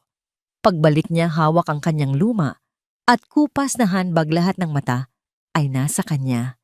Inabot niya ito kay Consuelo. Dahan-dahan na parang isang siruhano, binuksan ni Consuelo ang bag. Kinuha niya ang panyo, ang mga barya, at pagkatapos itinaas niya ang kanyang kamay. Mula sa kanyang mga daliri, nakabitin ang pulseras na diamante, kumikinang sa ilalim ng ilaw ng chandelier na parang isang bitag na pilak. Natahimik ang buong mundo. Isang kolektibong paghinga ng gulat ang narinig mula sa ibang mga kasambahay. Si Bianca ay napasinghap, iyan nga magnanakaw. Ngunit hindi sila ang tiningnan ni Liza. Ang kanyang mga mata ay nakatuon kay Daniel. Nakita niya ang pagbabago sa mukha nito. Mula sa pagkadismaya sa pagkalito hanggang sa isang bagay na hindi niya mabasa. Isang bagay na malamig at malayo. Liza, sabi ni Daniel, ang kanyang boses ay walang emosyon. Mayroon ka bang gustong sabihin? Ang dugo ay nawala sa mukha ni Liza. Tumingin siya sa pulseras, pagkatapos ay sa mga akusasyong nakapinta sa mukha ni Bianca at Consuelo. At sa wakas, sa hindi mabasa na ekspresyon sa mukha ng lalaking pinakamamahal niya. Nanlamig ang kanyang buong katawan. Hindi niya magawang magsalita. Ang patibong ay perpekto. At siya nahuli sa gitna nito ay walang kalaban-laban. Ang tanong ni Daniel ay bumaon sa puso ni Liza na parang isang piraso ng yelo. Mayroon ka bang gustong sabihin? Isang simpleng tanong, ngunit ang kawalan ng emosyon sa kanyang boses ay mas masakit pa kaysa sa isang akusasyon. Hinahanap ni Liza ang isang kislap ng pagtitiwala sa kanyang mga mata, isang bahid ng pagdududa sa panig niya, ngunit ang nakita niya ay isang pader, isang malamig at hindi matinag na pader. Hindi akin yan. Sa wakas, ay naibulong ni Liza, ang kanyang boses ay basag at nanginginig. Hindi ko alam kung paano yan napunta dyan. Maniwala ka sa akin, Daniel. Maniwala. Tumawa si Bianca ng malakas, isang tawang puno ng lason. Nakita na ng lahat ang ebidensya, Daniel, isa siyang magnanakaw. Isang ahas na pinapasok mo sa pamamahay mo. Sinabi ko na sa'yo, tumahimik ka, Bianca. Utos ni Daniel, hindi inaalis ang kanyang tingin kay Liza. Para siyang isang hukom na sinusuri ang isang nasasakdal, pinipilit na hanapin ang katotohanan sa likod ng mga luha. Hindi po totoo yan. Umiiyak na, sabi ni Liza, nakikiusap ang kanyang mga mata. Consuelo, sabihin mo sa kanila, alam mong hindi ko magagawa yan. Tumingin si Consuelo kay Liza na may pekeng awa. Pasensya ka na, Liza, sabi niya habang umiiling. Pero nakita ng lahat. Ayaw kong maniwala pero nandyan sa bag mo. Ang kanyang pag-arte ay perpekto, ang imahe ng isang tapat na lingkod na nasasaktan para sa kanyang amo. Pakiramdam ni Liza ay kinorner siya. Ang dalawang babae ay parang mga lobo na papalapit sa kanya. At si Daniel, ang dapat sana'y kanyang tagapagtanggol, ay nakatayo lang doon. Ang kanyang mukha ay isang blankong maskara. Ang sakit ng pagtataksil ay mas matindi pa kaysa sa kahihiyan ng akusasyon. Itawag na ang pulis, Daniel, sigaw ni Bianca. Ipakulong ang babaeng yan. Ang salitang pulis ay nagpabalik kay Daniel sa katinuan. Tumingin siya sa paligid sa mga takot na mukha ng ibang kasambahay, sa nagtatagumpay ng ngiti ni Bianca at sa desperadong mukha ni Liza. Bigla isang bagay ang hindi nagtugma sa kanyang isipan. Ang babaeng kumakanta habang naglilinis. Ang babaeng masayang nag-aalaga ng mga rosas. Ang babaeng umiyak sa kanyang mga braso dahil sa takot na hindi siya sapat. Magnanakaw? Hindi. Hindi pwede. Walang tatawag ng pulis. Mariin niyang sabi. Pero Daniel, protesta ni Bianca. Sinabi kong wala. Sigaw niya sa unang pagkakataon ay nagpakita ng galit. Itinuon niya ang kanyang atensyon sa isang security camera na nakatago sa isang sulok ng sala. Ricardo, tawag niya sa intercom. Pumunta ka dito. Dalhin mo ang lahat ng security footage mula kaninang umaga. Namutla si Consuelo. Hindi niya inaasahan ito. Pero Sir Daniel, malinaw na po ang lahat. Gusto kong makasiguro. Sabi ni Daniel, ang kanyang mga mata ay nanatiling nakatuon sa kamera na parang doon nakasalalay ang lahat. Dumating ang hepe ng seguridad, dala ang isang laptop. Ang lahat ay nagtipon sa paligid habang mabilis na iniskan ni Daniel ang mga footage. Pinakita nito ang pagdating ni Bianca, ang pag-upo niya sa sala. Ngunit wala itong pinakita na may kinuha mula sa kanyang gamit. Sabi ko sa'yo, walang kwenta yan, sabi ni Bianca. Ngunit hindi tumigil si Daniel. Ipinatutok niya ang atensyon sa hallway na patungo sa silid ng mga kasambahay. Mabilis na ipinakita ng footage si Consuelo na naglalakad doon kaninang umaga. Walang kakaiba. Kita mo na, sabi ni Consuelo, nakahinga ng maluwag. Hindi pa tayo tapos, sabi ni Daniel. Mag-zoom in ka sa hawak niya. Nag-zoom in ang security chief. Sa unang tingin wala. Ngunit nang pinahinto ni Daniel ang video sa eksaktong sandali, isang maliit na kislap ang nahagip ng kamera mula sa kamay ni Consuelo. Isang kislap na dulot ng pagtama ng ilaw sa isang bagay na makintab. Ano yan? Tanong ni Daniel. Ang kanyang boses ay mapanganib na kalmado. Wala po yan, sir. Susi lang po siguro. Nanginginig na sagot ni Consuelo. Hindi siya pinansin ni Daniel. Ricardo, i-check mo ang phone records ni Consuelo para sa araw na ito. Ngayon din. Dito na tuluyang gumuho ang mundo ni Consuelo. Sir, wala po kayong karapatan. May karapatan ako. Sigaw ni Daniel, ang kanyang galit ay sumabog na parang bulkan. Sa loob ng bahay ko, ako ang batas. Kung wala kang itinatago, ibigay mo ang telepono mo. Nagpumigla si Consuelo, ngunit huli na ang lahat. Kinuha ng security chief ang kanyang telepono. At ilang sandali lang lumabas ang katotohanan. Isang tawag mula kay Bianca noong nakaraang araw. Isang text message na may malaking halaga ng perang pumasok sa kanyang bank account kaninang umaga lang. Ang lahat ng kulay ay nawala sa mukha ni Consuelo. Humarap si Daniel sa kanya, ang kanyang mga mata ay nag-aapoy sa galit at pagkadismaya. Sa loob ng 30 taon, pinagkatiwalaan ka ng pamilya ko. Pinakain ka namin. Tinuring kang kapamilya. At ito ang isusukli mo para sa pera. Nagkamali lang po ako ng pagkakaintindi, sir. Umiiyak na pakiusap ni Consuelo. Hindi ka nagkamali. Sigaw ni Daniel. Kinuha niya ang isang sobre mula sa bulsa ni Consuelo, ang sobreng ibinigay ni Bianca. Binuksan niya ito at bumuhos ang isang makapal na bungkos ng pera. Sa harap ng lahat, kinuha ni Daniel ang pera at itinapon ito sa mukha ni Consuelo. Ang mga papel ay lumipad at kumalat sa sahig na parang mga tuyong dahon. Layas. Sigaw niya, ang kanyang boses ay umalingaw-ngaw sa buong mansyon. Lumayas ka sa pamamahay ko. Huwag ka nang magpapakita sa akin kahit kailan. Ngayon din. Nanginginig na pinulot ni Consuelo ang kanyang sarili. Mula sa sahig ang kanyang mukha ay basang-basa sa luha ng kahihiyan. Tumingin siya kay Bianca, humihingi ng tulong, ngunit si Bianca ay nakatayo lang doon, namumutla na parang isang estatwang yelo. Mabilis na tumakbo si Consuelo, palabas dala ang kahihiyang habang buhay niyang dadalhin.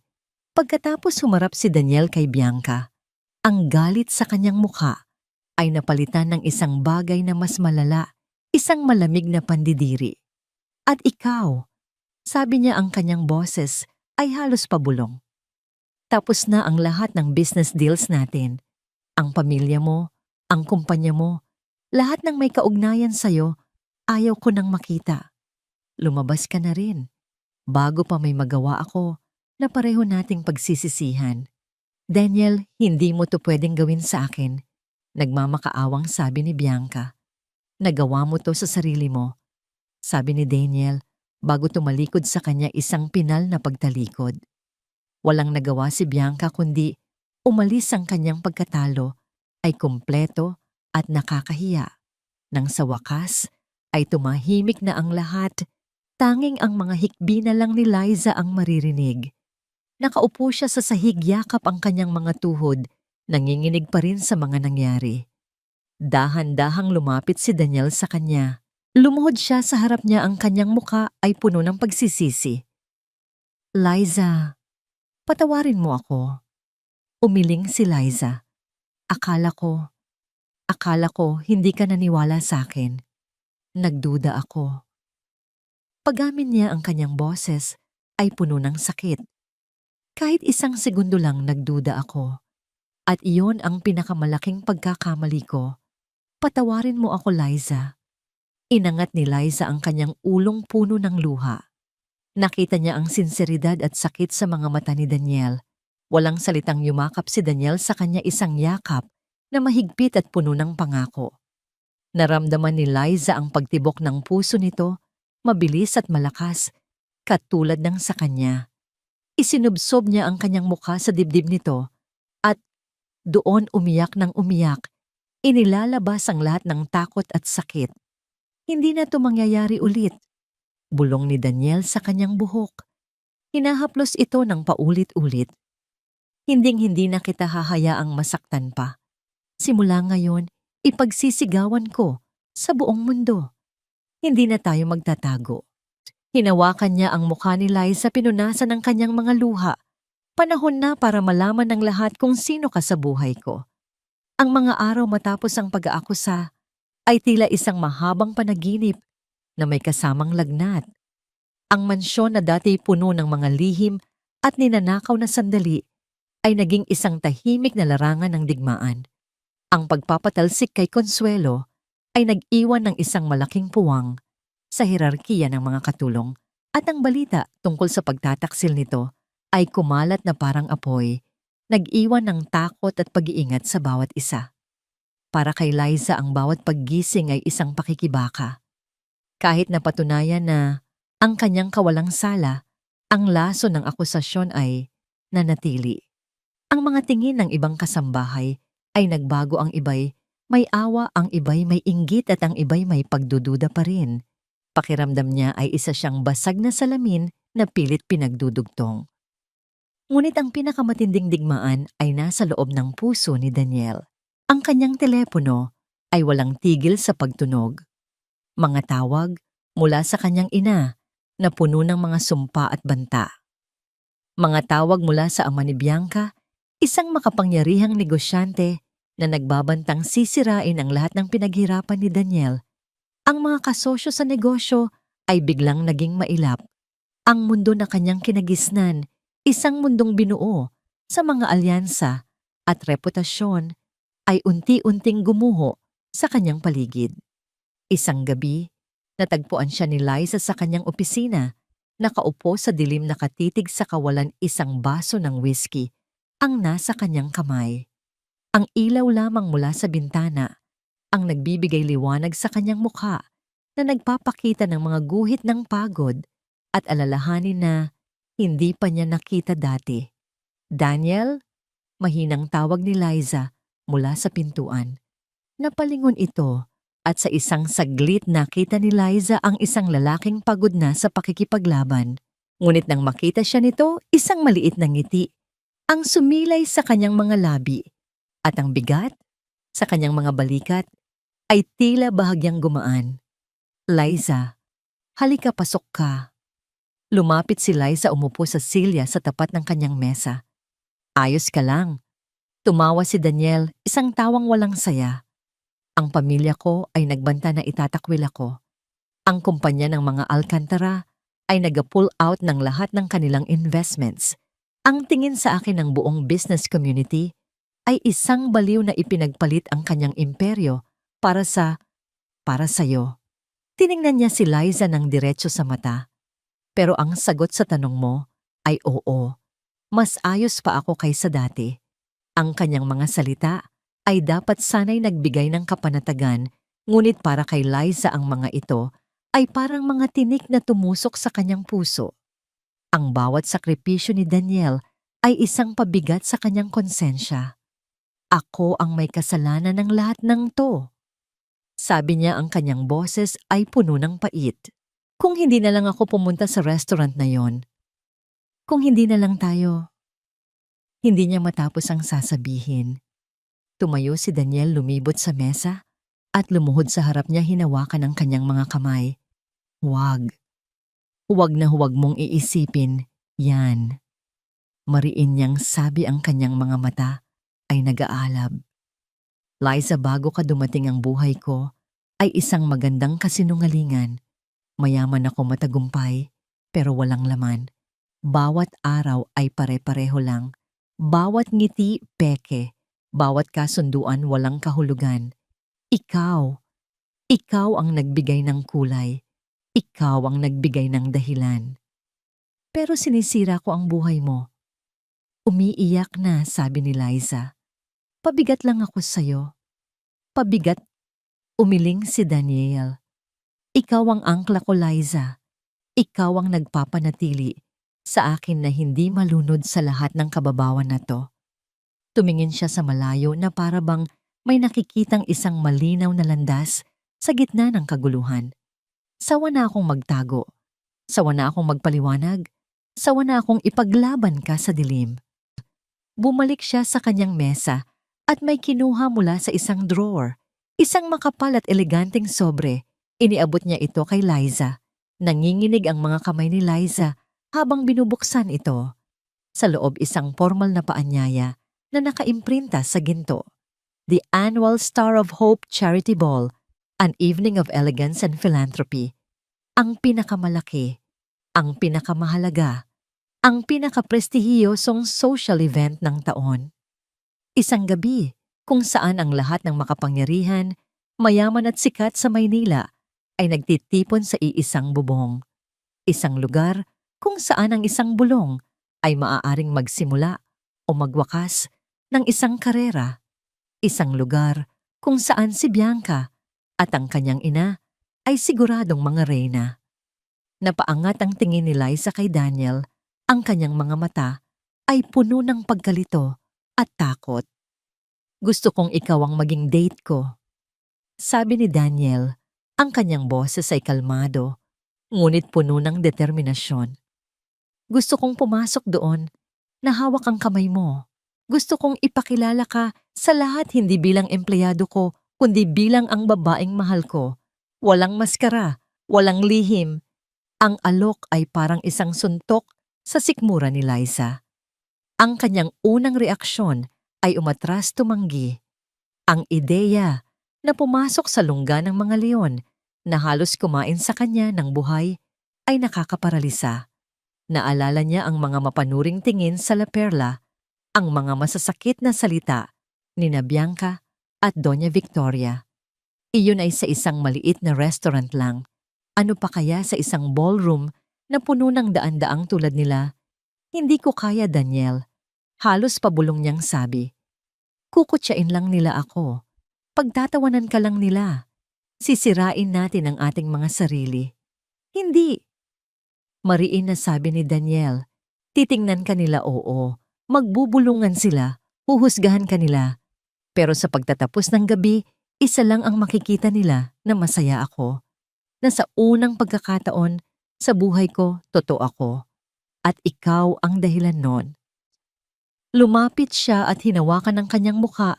Pinilit siyang tumingin sa kanya. Natatakot ka, alam ko. Pero mas malakas ka kaysa sa inaakala mo. Nakita ko yan. At hindi kita iiwan. Sa bawat mapanuring tingin, sa bawat masakit na salita, nasa tabi mo ako. Tumingin si Liza sa mga mata ni Daniel. Nakita niya ang pananabik, ang pananampalataya, ang pag-ibig na handang isugal ang lahat. Alam niyang ito na ang sandali ng pagpapasya. Maari siyang manatili sa anino magpatuloy na maging lihim at hayaang unti-unting sirain ng mundo ang kanilang pag-ibig. O maaari siyang tumayo huminga ng malalim at humakbang patungo sa liwanag anuman ang panganib. Sasama ka ba sa akin, Liza? Tanong muli ni Daniel, ang kanyang boses ay isang pakiusap at isang hamon. Huminga ng malalim si Liza, pinunasan ng kanyang mga luha. Ang takot ay nandyan pa rin isang malamig na buhol sa kanyang tiyan. Ngunit sa ilalim nito, isang bagong damdamin ang nagsimulang umusbong katapangan. Isang katapangang isinilang mula sa pag-ibig ng isang lalaking handang talikuran ang kanyang mundo para sa kanya.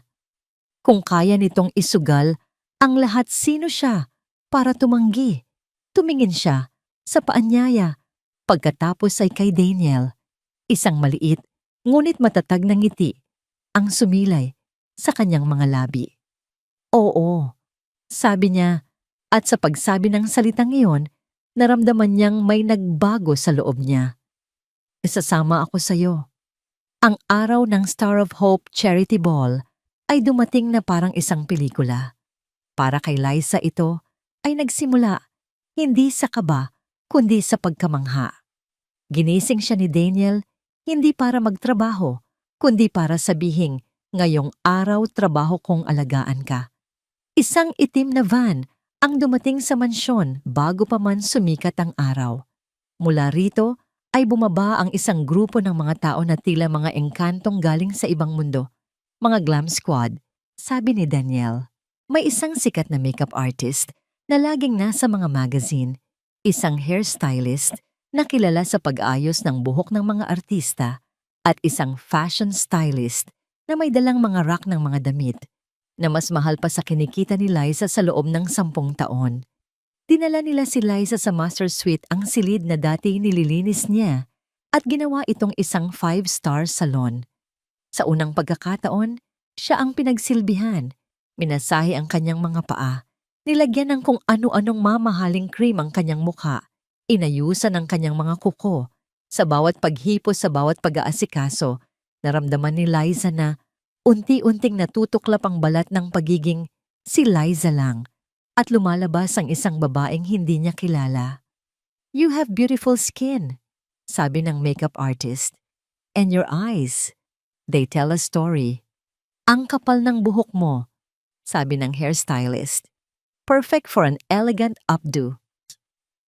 Habang nagtatrabaho sila si Daniel ay nakaupo sa isang silya sa sulok, nagbabasa ng libro. Ngunit alam ni Liza na ang kanyang mga mata ay laging sumusulyap sa kanya.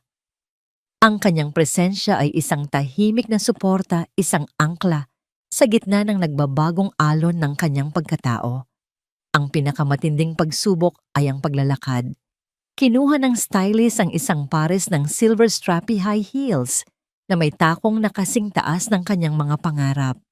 Subukan mo to. Nang tumayo si Liza, halos matumba siya. Natawa siya sa sarili, ngunit may halong hiya. Sanay ang kanyang mga paa sa tsinelas at rubber shoes, hindi sa mga instrumentong ito ng pagpapahirap. Hindi ko yata kaya, sabi niya. Tumayo si Daniel, inilapag ang kanyang libro. Lumapit ito sa kanya at inilahad ang kanyang kamay. Hindi mo kailangang kayanin mag-isa. At doon sa gitna ng malawak na silid, tinuruan siya ni Daniel na maglakad. Nakaalalay ang kanyang mga braso sa baywang nito, ang kanyang mga kamay ay nakahawak sa mga balikat nito. Dahan-dahan lang. Bulong niya. Isipin mo na sumasayaw lang tayo. Naglakad sila. Nang paikot-ikot ang tawa ni Liza, ay umaalingaw-ngaw sa silid, halo-halong takot at tuwa. Sa bawat hakbang naramdaman niyang mas nagiging kumpiyansa siya, hindi dahil sa sapatos, kundi dahil sa lalaking nakaalalay sa kanya. Pagkatapos dumating ang oras para sa damit. Kinuha ng stylist ang isang mahabang garment bag. Pinili mismo ni Sir Daniel, sabi nito na may kasamang makahulugang ng ngiti. Nang buksan niya ito, isang kolektibong paghinga ng paghanga ang narinig mula sa lahat. Kahit si Liza ay napahawak sa kanyang bibig. Ang bestida ay hindi lang damit. Ito ay isang pangarap. Gawa ito sa pinakamalambot na sutla na kulay emerald green, ang kulay ng malalim na dagat sa ilalim ng sinag ng buwan. Ang hiwa nito ay simple ngunit elegante, isang off-shoulder na nagpapakita ng kanyang mga balikat at mahigpit sa kanyang katawan bago bumagsak sa sahig na parang isang talon. Walang mga sequins, walang mga beads, tanging ang perpektong tela at ang perpektong kulay. Nang isuot niya ito at humarap sa salamin, isang estranghera ang tumingin pabalik sa kanya. Ang babae sa salamin ay hindi isang katulong. Siya ay matangkad, elegante at may dignidad. Ang kanyang balat ay kumikinang, ang kanyang mga mata ay malalim at ang kanyang buhok ay nakaayos sa isang paraan na nagpapakita ng haba ng kanyang leeg. Siya ay maganda. Sa unang pagkakataon, sa kanyang buhay, naniwala siya rito. Liza, isang halos pabulong na boses ang nariinig niya mula sa kanyang likuran.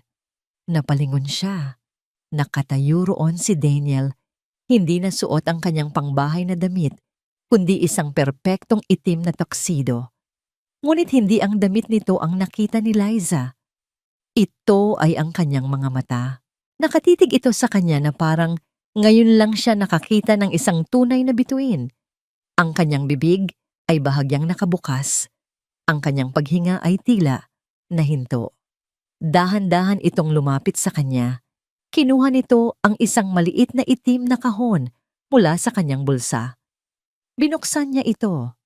Sa loob isang simpleng kwintas na may iisang kumikinang na diamante ang nakalatag sa itim na pelus.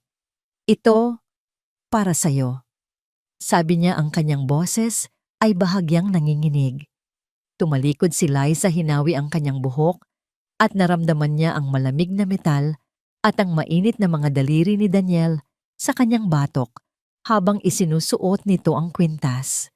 Nang humarap siyang muli, sa salamin ang diamante ay nakapatong sa kanyang balat, isang solong luha ng liwanag. Ngayong gabi, bulong ni Daniel sa kanyang tainga, ang kanyang hininga ay mainit at nakakakiliti. Hindi ka lang basta maganda. Ikaw ang reyna. Ang reyna ko. Ang biyahe papunta sa hotel ay isang tahimik na tensyon. Ang kanilang mga kamay ay magkahawak sa loob ng malamig na limousine. Ang bawat isa ay nagbibigay ng lakas sa isa't isa. Mula sa bintana, Nakita ni Liza ang naglalakihang gusali ng hotel. Ang entrada nito ay nagliliyab sa mga ilaw at kumikinang sa mga flash ng kamera. "Handa ka na?" tanong ni Daniel.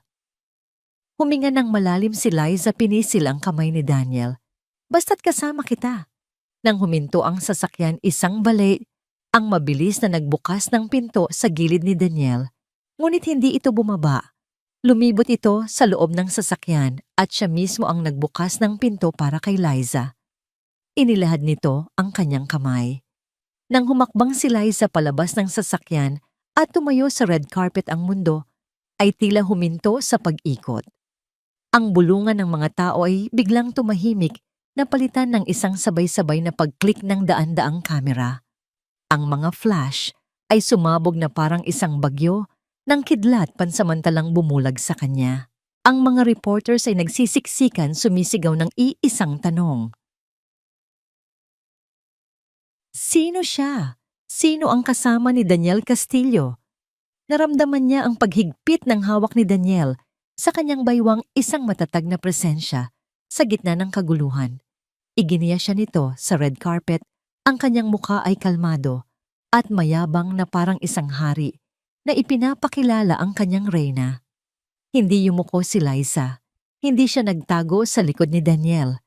Sa halip, itinaas niya ang kanyang baba, tiningnan ang mga kumikinang na ilaw at ngumiti, isang ngangiting hindi pilit, isang ngangiting nagmumula sa isang pusong pagod na sa pagtatago. At habang naglalakad sila patungo sa malalaking pinto ng ballroom, hawak kamay, alam ni Liza na tapos na ang pagiging anino. Ang babaeng pumasok sa La Perla na may hiram na bestida ay namatay na. Ang babaeng naglalakad ngayon sa red carpet ay isinilang mula sa apoy. At handa na siyang harapin ang anumang naghihintay sa kanya sa loob. Ang pagpasok sa ballroom ay parang pagpasok sa isang magandang hawla na puno ng mga makikisig na maninila.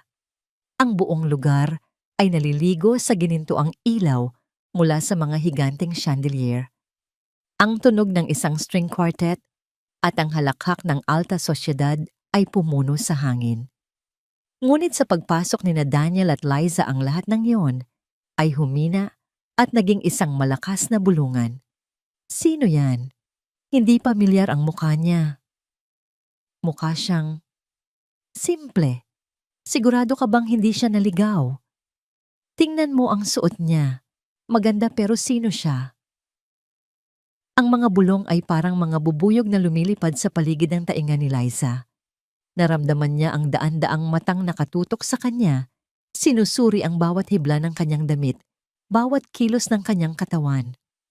Sa isang saglit, ang babaeng matapang sa red carpet ay nagsimulang manghina. Ang kanyang ngiti ay nanginig. Naramdaman ito ni Daniel. Huminto siya, humarap sa kanya at inayos ang isang hibla ng buhok na naligaw sa kanyang mukha. "Huwag mo silang pakinggan," bulong niya sapat lang para marinig ni Liza. "Tumingin ka lang sa akin." At iyon ang ginawa ni Liza. Sa gitna ng dagat ng mga mapanuring muka, itinuon niya ang kanyang buong atensyon kay Daniel sa pagtitiwala sa mga mata nito, sa lakas ng kanyang hawak. Ang mundo sa paligid nila ay naglaho. Sila na lang dalawa. Iginiya siya ni Daniel sa kanilang mesa, isang mesang may perpektong tanawin ng buong silid. Ngunit bago pa man sila makaupo, ang mga pating ay nagsimula ng lumapit. Ang una ay si Doña Victoria. Nakasuot ito ng isang marangyang pulang bestida na para bang isang reynang uhaw sa dugo. Ang kanyang mukha ay kalmado, ngunit ang kanyang mga mata ay nag-aapoy sa galit. Sa tabi niya si Bianca, na parang isang makamandag na ahas na nakabihis ng itim na sutla. "Daniel, anak," sabi ni Doña Victoria, ang kanyang boses ay matamis, ngunit puno ng lason, sapat na malakas para marinig ng mga nasa katabing mesa. "Nagulat ako na nagkaroon ka pa ng lakas ng loob na magpakita rito. At dinala mo pa ang aliwan mo." Ang pagbigkas niya sa salitang aliwan ay isang direktang sampal. "Mag-ingat ka sa mga sinasabi mo, ma." Mariing sagot ni Daniel. Ang kanyang katawan ay naging isang pader sa pagitan ng dalawang babae at ni Liza. Bakit natatakot ka bang marinig ng lahat ang katotohanan? Sabat ni Bianca, ang kanyang ngiti ay mapanukso. Lumapit siya kay Liza, tinitingnan ito mula ulo hanggang paa. Maganda ang kwintas. Mukhang pamilyar. Oo. Galing sa koleksyon ng mga kastilyo? Hindi ba? Ganyan ka na ba kadesperada para pagnakawan ang pamilyang kumupkop sa'yo? Ay oo nga pala. Muntik ko nang makalimutan. May history ka na pala sa pagnanakaw, hindi ba? Ang akusasyon na ibinato sa gitna ng maraming tao ay tumama kay Liza na parang kidlat. Ang mga bulungan sa paligid ay lalong lumakas. Naramdaman ni Liza na nanlamig ang kanyang mga kamay. Gusto niyang tumakbo. Gusto niyang magtago. Ang lahat ng kanyang katapangan ay unti-unting nauubos. Ngunit bago pa man siya tuluyang masira, isang bagay ang nagbago sa loob niya. Napagod na siya. Pagod na sa pagiging biktima. Pagod na sa pagyuko. Tumingin siya sa umiiyak na babae sa La Perla, sa babaeng binuhusan ng tubig, sa babaeng pinaratangan ng pagnanakaw. Hindi na siya iyon. Itinaas niya ang kanyang baba. Tiningnan niya si Bianca ng diretso sa mga mata. Ang kwintas na ito, sabi ni Liza, ang kanyang boses ay hindi malakas, ngunit malinaw at matatag. Ay simbolo ng pagmamahal, isang bagay na kahit kailan ay hindi mo mauunawaan dahil ang alam mo lang bilhin ay katapatan, hindi pag-ibig. Natigilan si Bianca. Humarap naman si Liza kay Doña Victoria. At kayo po, senyora. Patuloy niya may biglang lumitaw na dignidad sa kanyang tindig. Maaring wala akong dugong bughaw na nananalaytay sa aking mga ugat. Maaring hindi ako lumaki sa isang mansyon. Pero pinalaki ako ng mga magulang ko na may isang bagay na hindi nabibili ng pera dangal. Ang halaga ko po ay wala sa apelyidong dala ko, kundi sa kung paano ako nabubuhay, at hindi po ako natatakot sa inyo. Ang katahimikan sa paligid nila ay halos nakakabingi. Ang mga nasa malapit na mesa na kanina'y nagbubulungan ay natigil nakikinig sa bawat salita. Si Doña Victoria sa unang pagkakataon sa kanyang buhay ay hindi makapagsalita. Ang isang hamak na katulong ay sinasagot siya ng harapan. Ngunit bago pa man makabawi ang dalawang babae, isang bagay na hindi inaasahan ang nangyari. Mabilis na umakyat si Daniel sa entablado. Kinuha ang mikropono mula sa naguguluhang MC. Ang tunog ng feedback ay umalingaw-ngaw sa buong ballroom na kumuha sa atensyon ng lahat. Magandang gabi sa inyong lahat. Simula ni Daniel, ang kanyang boses ay malakas at malinaw, nangingibabaw sa buong silid. Patawarin ninyo ang aking pag-abala. Mayroon lang akong importanteng anunsyo. Lahat ng mata ay nasa kanya. Sa loob ng maraming taon, patuloy niya kilala ninyo ako bilang si Daniel Castillo, ang negosyante, ang tagapagmana. Nakikita ninyo ang aking mga tagumpay, ang aking mga ari-arian. Pero ang hindi ninyo nakikita ay ang lalaking nasa likod ng pangalan. Isang lalaking malungkot, isang lalaking walang direksyon, isang lalaking nabubuhay sa isang mundong puno ng pagkukunwari. Ang kanyang mga mata ay naglakbay sa buong ballroom hanggang sa natagpuan nito si Liza na nakakatayo roon. Nanginginig ang kanyang mga mata ay puno ng luha ng pagkamangha. At isang gabi nagbago ang lahat. Sabi ni Daniel, ang kanyang boses ay naging mas malumanay, puno ng emosyon. Isang gabi nakita ko ang isang babae. Isang babaeng pinagtulungan, hinusgahan at sinaktan ng mundong ito. Pero sa kabila ng lahat, nakita ko ang kanyang kabutihan. Nakita ko ang kanyang lakas. Nakita ko ang kanyang busilak na puso. Bumaba siya ng entablado. Dahan-dahan siyang naglakad sa gitna ng dagat ng mga taong nakatitig sa kanila na parang si Moises na hinahati ang dagat. Bawat hakbang niya ay patungo kay Liza. Itinuro niya sa akin kung ano ang tunay na halaga. Itinuro niya sa akin kung paano magmahal nang walang hinihinging kapalit. Itinuro niya sa akin kung paano maging totoo. Huminto siya sa harap ni Liza. ang buong mundo ay naglaho. Sinubukan ng mundo na paghiwalayin kami. Sinubukan ng sarili kong pamilya na sirain siya. Pero ang hindi nila alam, sa bawat pagsubok, mas lalo lang kaming tumitibay.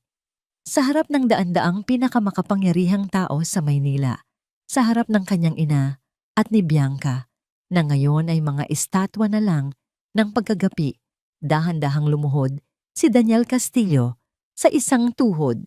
Isang kolektibong paghinga ng gulat ang narinig sa buong ballroom. Mula sa kanyang bulsa, kinuha niya ang isang maliit na kahon. Binuksan niya ito. Sa loob, isang singsing na may kumikinang na esmeralda. Kapareho ng kulay ng kanyang bestida ang nagliwanag. "Liza?" Sabi niya, ang kanyang boses ay nanginginig sa emosyon, ngunit ang kanyang mga mata ay hindi kumukurap.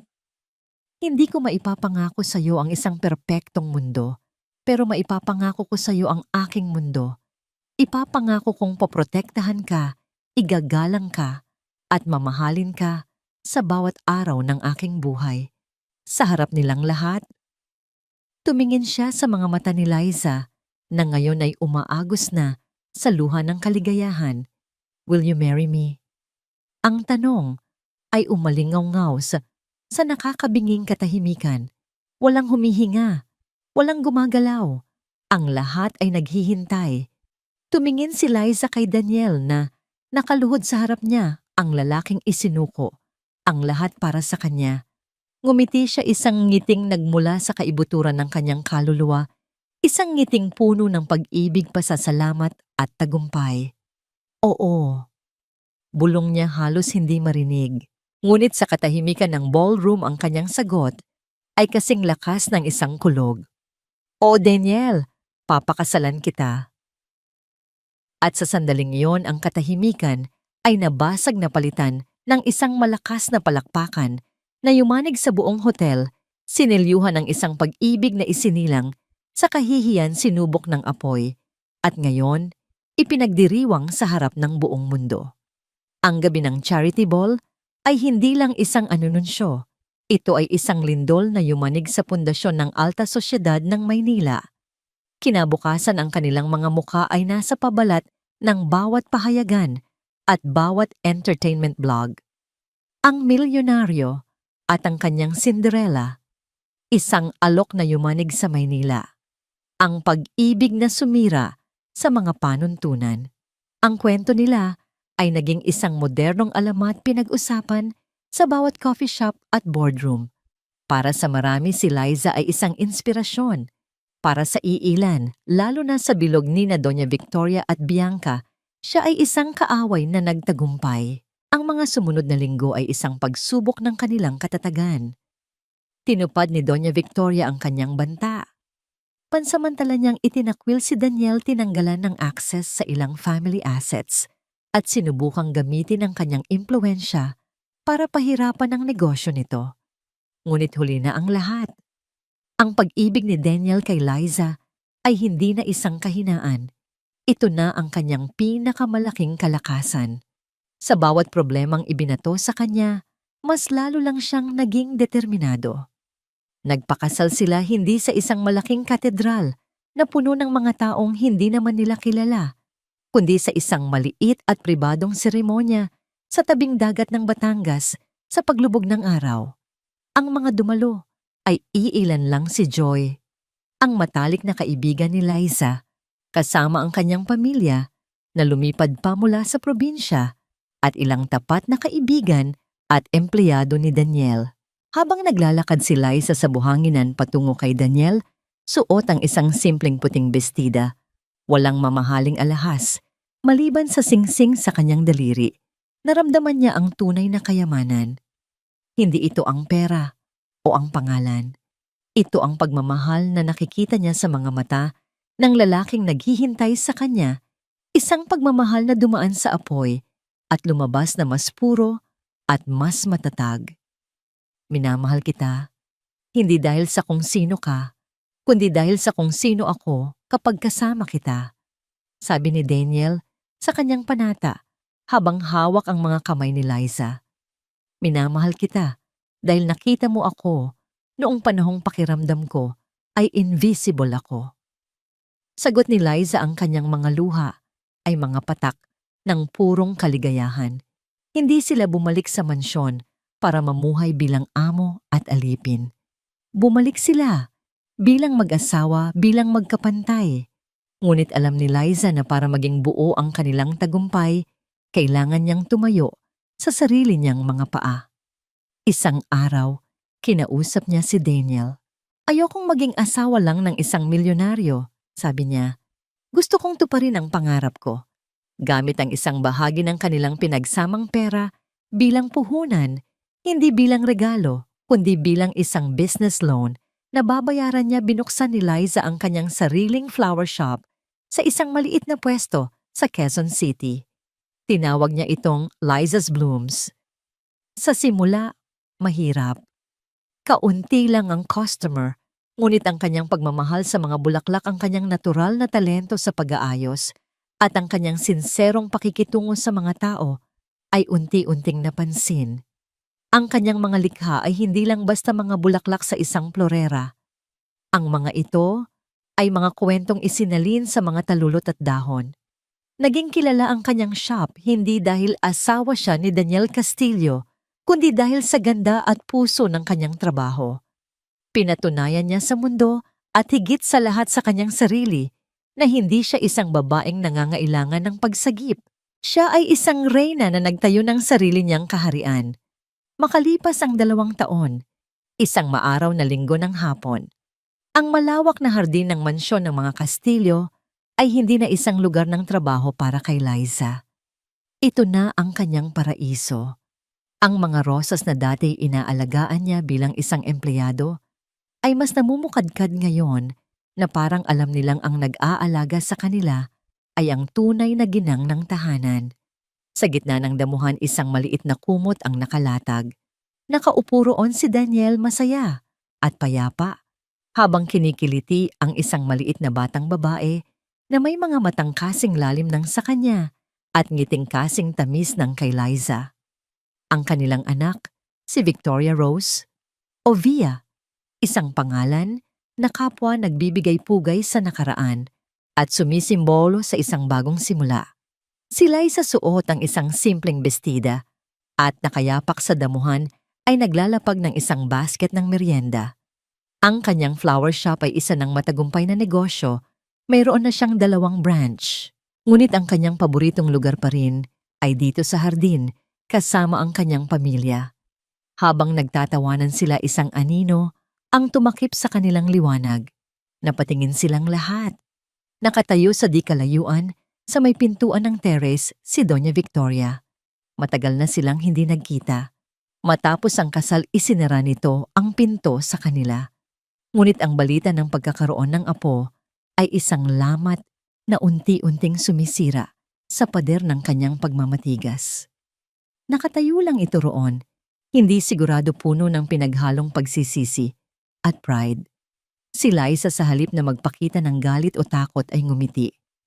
Isang ngingiting malumanay at puno ng pag-unawa. Kinuha niya ang kamay ni Via. "Halika anak," sabi niya. "Batiin natin si Lola." Dahan-dahan silang lumapit. Ang maliit na si Via na walang alam sa mga nakaraang sugat ay ngumiti at iwinagayway ang kanyang maliit na kamay. "Lola." Iyon ang sandaling gumuho ang lahat ng depensa ni Donna Victoria. Ang mga luha ay namuo sa kanyang mga mata habang tinitingnan ang kanyang apo, isang perpektong pinaghalong dugo ng Castillo at ng isang pusong hindi niya inakalang tatanggapin. Lumuhod siya at niyakap ang maliit na bata, isang yakap na naglalaman ng 2 taon ng pangungulila at pagsisisi. Mula sa kanyang pagkakayakap, tumingin siya kay Liza. Walang salitang kailangan. Sa mga mata nila, nagkaroon ng isang tahimik na pagpapatawad, isang pagtanggap.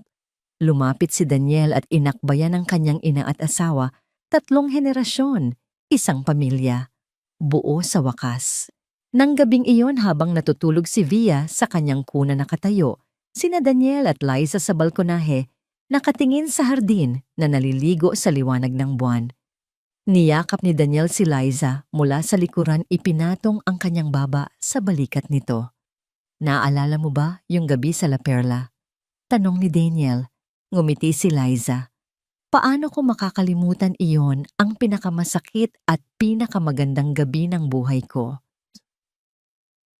Ang hindi alam ni Ian o ni Bianca, o kahit ng aking ina noon, sabi ni Daniel, ay hindi nila hinusgahan ang isang katulong.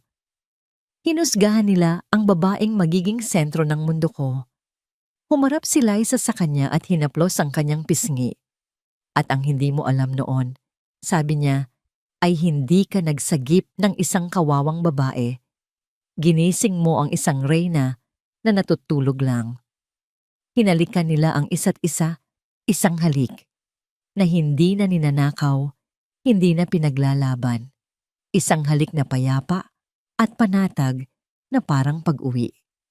Sa kanilang hardin sa ilalim ng mga bituin, ang kanilang pag-ibig na nagsimula sa isang hiram na bestida at isang basag na puso ay sa wakas ay natagpuan ang kanyang walang hanggang tahanan.